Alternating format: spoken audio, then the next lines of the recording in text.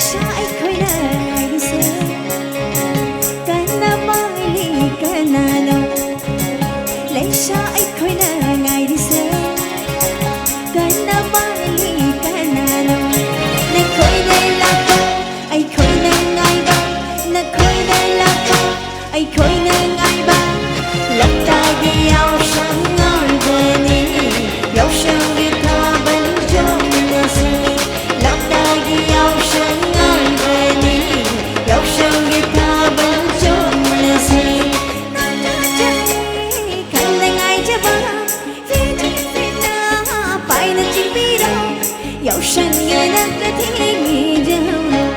dấu sương như là cái thiên hợp trên đây